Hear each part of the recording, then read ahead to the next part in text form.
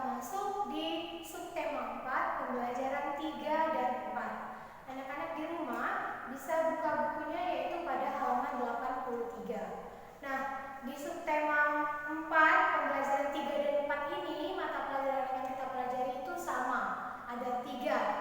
Apa saja yang akan kita pelajari yaitu SBDP, Bahasa Indonesia, dan juga Matematika. Untuk itu, anak-anak percaya untuk memperhatikannya ya. Nah, di halaman 83, di sana ada pelajaran Bahasa Indonesia, di mana kita diajak untuk belajar tentang ciri-ciri pasar yang bersih. Disertanya siapa yang sudah pernah pergi ke pasar? Ini pasar tradisional yang dimaksud ya, bukan pasar modern seperti supermarket atau swalayan.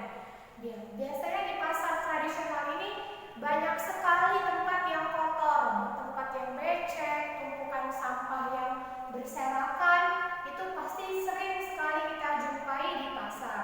Nah, coba kalian lihat di halaman 83, di sana ada Nina yang mengikut ibunya untuk pergi ke pasar.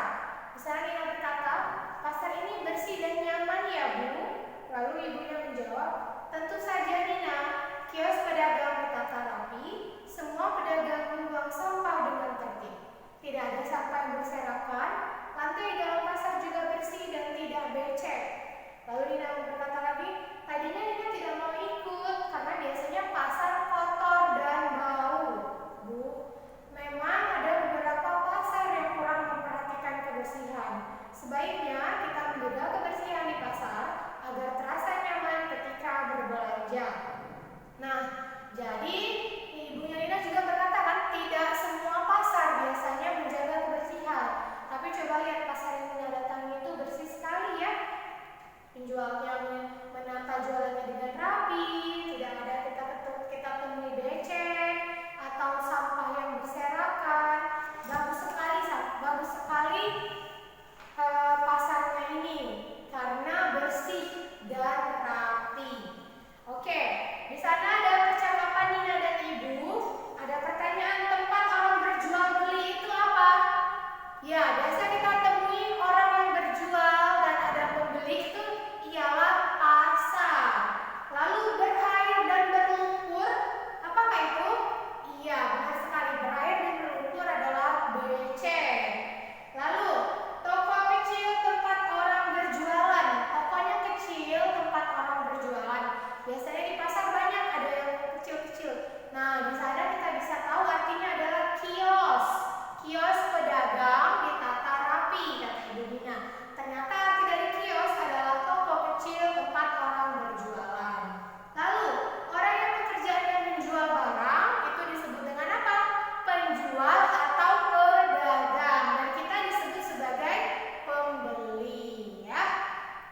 Jadi sudah mengerti tentang ciri pasar yang bersih. Oke, lanjut kita ke halaman 84. Nah, di sana masih ada bacaan tentang pasar juga. Coba kalian baca sendiri. Lalu ketika kalian mendapatkan informasi yang menurut kalian penting, coba kalian garis bawahi atau kalian stabilowi ya. Di sana ada pengertian dari pasar, ada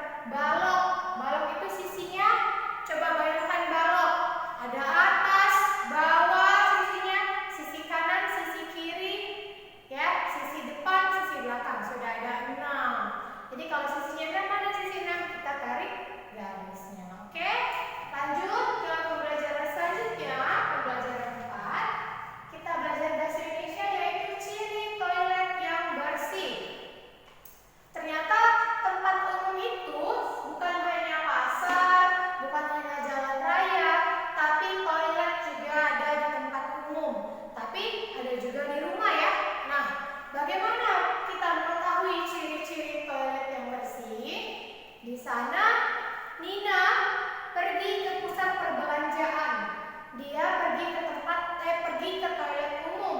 Meskipun banyak pengunjung, toilet tetap bersih, harum dan terawat. Pengunjung menggunakan toilet umum dengan tertib. Setelah menggunakan, pengunjung menyiram toilet sampai bersih. Sampah tisu juga dibuang ke tempat sampah.